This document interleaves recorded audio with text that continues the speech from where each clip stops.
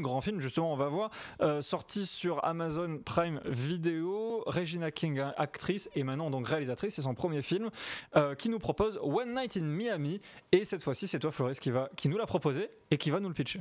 Alors, je vous l'ai proposé sans a priori, ne sachant pas du tout de quoi ça parlait. J'avais juste lu que ça sortait cette semaine et ça faisait donc partie des trucs à regarder. Je ne savais pas du tout de quoi ça parlait. Et en fait, ça met en scène 4, on peut dire, héros noirs des années, je ne sais même pas de quelle année c'est, des années 80, que sont Mohamed Ali, Sam Cooke, Malcolm X et Jim Brown.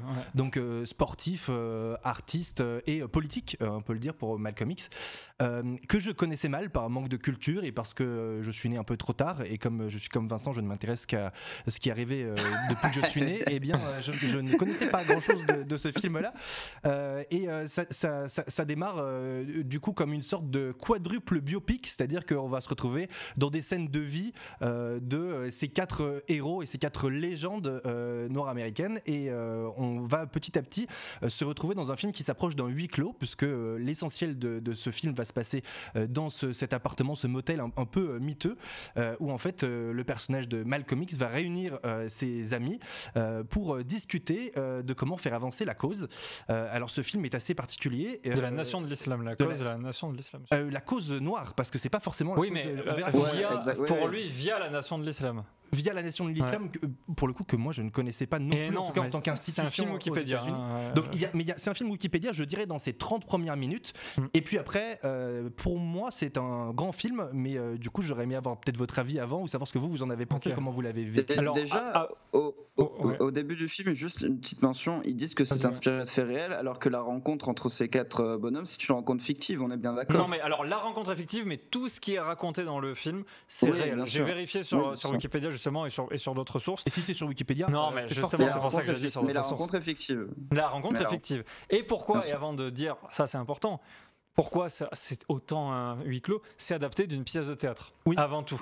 Et pour moi, il est là le grand problème, mais je donnerai mon avis après. Juste Aaron, merci pour la précision, années 60, pas années 80. Ok. Tiens Vincent, ton avis sur One Night in Miami, parce que Laurent ne l'a pas vu. Alors, moi je suis d'accord sur le fait que ce soit un grand film, vraiment, tout, que ce soit le casting, que ce soit les plans, la réalisation, que ce soit le scénario, tout laisse penser que c'est un grand film, et c'en est un. Moi j'ai juste pas été totalement conquis, du moins j'ai eu du mal à vraiment m'accrocher au film, parce que c'est une thématique qui à la longue, sur les dernières années, j'ai l'impression d'avoir déjà vu ce film là.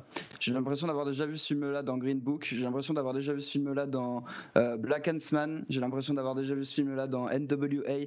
C'est en fait c'est des grands films dans leur construction, mais qui à la longue, j'ai l'impression, en deviennent des caricatures. C'est peut-être un petit peu dur ce que je comprends, bien sûr. C'est la perception que j'ai eue, et en fait durant tout le film j'ai vraiment été sensible aux propos qui sont tenus dedans, évidemment, comme j'ai été sensible aux propos qui étaient tenus dans les films que je vous ai cités. Seulement là j'ai l'impression, voilà, encore une fois on va être sur 2 heures où on va encore parler des mêmes choses que j'ai déjà vues ailleurs, seulement on met des grosses têtes de l'histoire en haut de l'affiche, et malheureusement je trouve que c'est mal dosé pour ce que ça aurait pu être, parce qu'au final on est quand même sur une discussion entre 4 potes pendant une nuit dans un hôtel. Des fois, ça va lever le ton sur des sujets sur lesquels ils sont pas d'accord. Au bout d'un moment, ils vont se mettre à écouter de la musique, ils vont relativiser sur ce qu'ils écoutent. Toujours autour du sujet de comment les Noirs sont-ils intégrés dans la société. Ah, mais c'est parce que on n'a pas le même point de vue là-dessus, etc.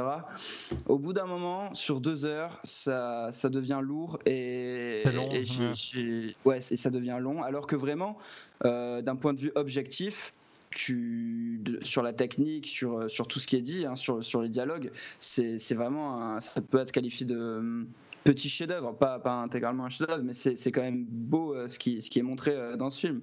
Mais voilà, moi c'est du déjà vu. Ce qui est intéressant, c'est que je pense qu'on n'a pas 2 points de vue différents, mais 3 points de vue différents, parce que je suis pas d'accord avec toi non plus, Vincent.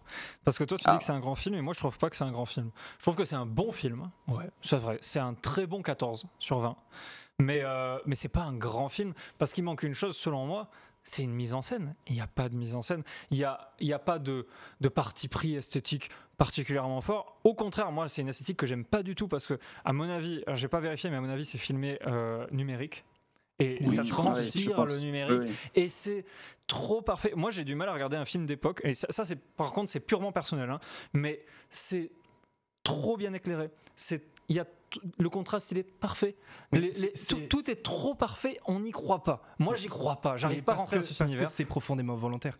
Je pense que l'étalonnage et la manière dont c'est tourné est profondément volontaire. C'est pour faire une passerelle entre cette problématique des années 60 et les débats qui sont aujourd'hui. Ce n'est pas un film du tout pour moi sur la cause noire. C'est pour ça que je ne te rejoins pas, Vincent, sur ton analyse, parce que pour moi, c'est l'inverse de ça.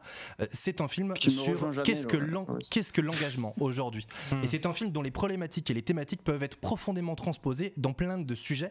Typiquement, le sujet du combat féministe aujourd'hui, qui était un vrai sujet de société, peut totalement être transposé. Et d'ailleurs, dans ce film, il n'y a pas de personnage féminin, il n'y a que des personnages noirs. Et je pense que le but de ce film, non, mais les personnages féminins peuvent être noirs aussi. C'est deux trucs différents. Ouvre-toi un petit peu l'esprit, s'il te plaît, Floris, parce que là, ça commence vraiment à être c'est à mon avis, pour enlever tout ce qui pourrait être la simplicité d'un débat et la polarisation d'un débat sur noir-blanc, homme-femme, etc. On a choisi de mettre 4 personnages qui sont les 4 parfaitement légitimes, parce qu'ils sont les 4 à l'apogée de leur carrière. Et c'est là où c'est intéressant. Alors, effectivement, il y a une première partie de film qui est une sorte de quadruple biopic dont on apprend des choses et on pourrait se laisser entraîner. C'est pas intéressant, désolé, mais juste, ça sert juste à nous les crédibiliser.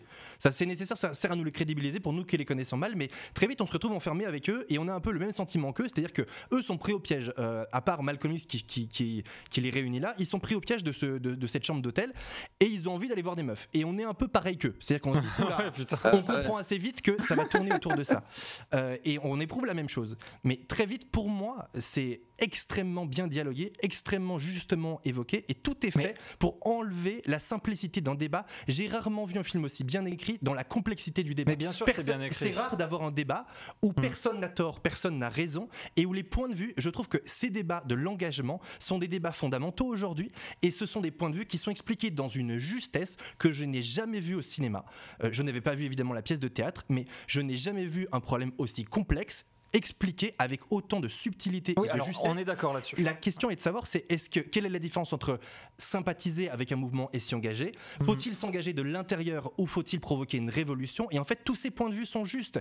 Et pour débattre de ces sujets-là, il faut avoir des arguments. Et bien souvent en société, quand tu essayes de débattre, tu te retrouves tout de suite caricaturé par des gens qui essayent de mettre de la polarisation dans ce que tu dis pour te dire que ce que tu dis n'est pas vrai, ou pour te dire que tu ne représentes que ça. Et ces sujets-là sont évoqués. À un moment donné, on parle... Un des potes de Malcolm X, tu vas lui dire en gros, avant tu étais plus que ça, tu es en train de t'enfermer dans la caricature de ton débat. Ce passage. Et en fait, il y a plein de personnages qui sont extrêmement subtils, bien écrits, et qui permettent pour moi, si on avait voulu faire l'écriture la plus parfaite possible sur la complexité du débat, de l'engagement, quel qu'il soit, ici c'est la cause noire, mais ça peut être n'importe quel engagement, on ne peut pas écrire un meilleur film que celui-là. C'est volontaire que l'étalonnage soit à la fois ancien et moderne, parce que c'est pour nous transposer aujourd'hui et pour pas nous mettre une barrière de date.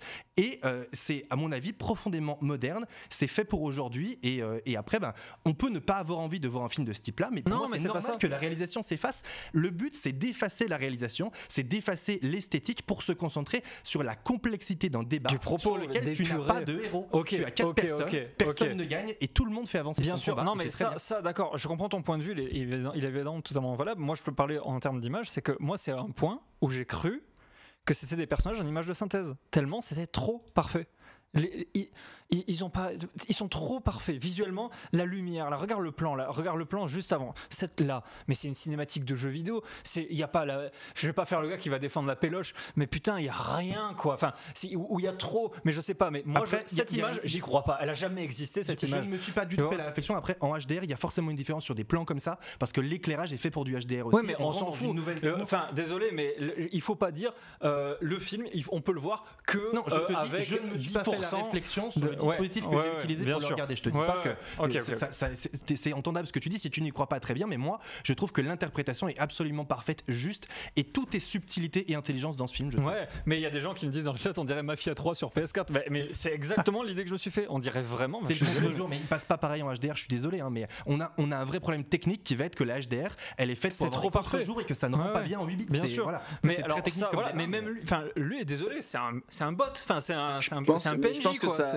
Mais il était comme ça en vrai, je pense. Sûrement. C'est une intention qui vient d'un kiff personnel, je pense, parce que quand t'es habitué à avoir des vidéos de ce genre d'époque ou quoi, tu les vois en noir et blanc avec une qualité un peu dégueulasse, etc. Je pense que il y a une volonté de vouloir faire ressortir des traits propres, des traits nets, des traits avec de la belle couleur mise en avant pour justement oui, bien sûr. Non, mais après, je comprends. Transcender avec cette esthétique de l'époque. Tu vois, moi j'adore regarder des biopics ou des films sur des films de l'époque avec justement un aspect neuf entre guillemets comme ça, tu vois. Moi j'adore ça. Pour moi, l'esthétique de ce film, elle a vocation à disparaître pour faire apparaître le propos. Mais moi je voyais que ça. Ce film a pour objectif de vous enfermer dans le propos. C'est-à-dire qu'on arrive dans cette chambre et il y a des gardes. Je sais pas si vous avez vu ça. Il y a deux personnages qui gardent la porte. En fait, ils empêchent pas des gens de rentrer. Ils empêchent les protagonistes de sortir en vrai. Et ils nous empêchent nous de sortir de ce film. Tout est fait pour que ça tourne autour de ce débat-là et qu'on se rende compte que chaque personnage a un point de vue. C'est rare les films où il y a 4 héros mais que personne n'en est un plus que l'autre. Tout le monde a raison. Tout le monde envoie des punchlines dont je n'ai pas d'avis en fait. Je ne sais pas qui a raison. Et j'aime réfléchir à des sujets complexes où j'ai pas raison. T'arrives pas. C'est un film qui ouvre le débat en tout cas. Et il a au moins ça pour lui. Moi c'est vrai que j'ai pas du tout été transporté. Il ouvre le débat si ça s'appelle One Night in Miami. C'est pas The Night. C'est pas la nuit où il s'est passé quelque chose. C'est une nuit parmi tant d'autres. Et c'est un sujet qui n'est pas résolu aujourd'hui. Mais je trouve que c'est fondamental d'avoir ce débat aujourd'hui en société parce que quel que soit votre engagement, un jour ou l'autre, la question se pose. Et ces 4 protagonistes incarnent chacun une manière d'avoir cet engagement et de le porter de manière différente. Et ça donne finalement des arguments pour des gens qui, dans la vie, ne se comprennent pas. C'est un film profondément pacifiste aussi sur ça parce que souvent, on est contre des gens en ayant des arguments parce qu'on ne comprend pas leur point de vue. Et eux, ils sont persuadés que toi, tu défends pas la cause, etc. Et pour moi, c'est fondamental dans l'engagement. Juste, et puis pour terminer, moi, je pensais que... Enfin, je suis désolé, mais je pensais et je pense encore qu'on peut être aussi subtil sans faire de blabla pendant 2 heures. Moi, je pense que... Si, désolé, mais je pense qu'il y a plein de films où... Enfin, moi, je me suis dit, putain, t'as l'opportunité d'avoir les plus grandes figures de l'histoire de la culture noire dans une pièce, mais il faut qu'il se passe un truc. Il y a un truc à faire, tu vois. Il faut que parmi leurs actions, sans qu'ils aient besoin de parler, on se rende compte de leur. Enfin, pour moi, le grand réalisateur, il fait pas parler. Il fait faire des choses aux gens qui démontrent de leur intention. Mais là, pour moi, c'était trop. Limite, il va prendre un verre d'eau et dit, je vais prendre un verre d'eau. C'était trop verbeux. C'était une pièce de théâtre filmée. Et moi, c'est ça mon reproche. Chaque phrase de ce film chaque phrase de ce film apporte un argument différent. Oui, mais je contredis pas ça. Donc du coup, c'est important parce que dans la vie, tout n'est pas action. La réflexion. Non, mais j'ai pas dit que je veux de l'action. Si tu dis, les personnages doivent faire des choses, mais tu sais, la phase de réflexion, elle est difficile à illustrer. Quand tu as un personnage qui réfléchit, comment tu illustres par des actions un débat? Mais regarde Birdman, un des plus grands films de tous les temps. Birdman, c'est que de l'introspection et pourtant ça blablate pas tout le temps. C'est les actions des gens, où se place la caméra, il y a des enjeux en plus, où se place la caméra, qu'est-ce que tu mets dans le cadre.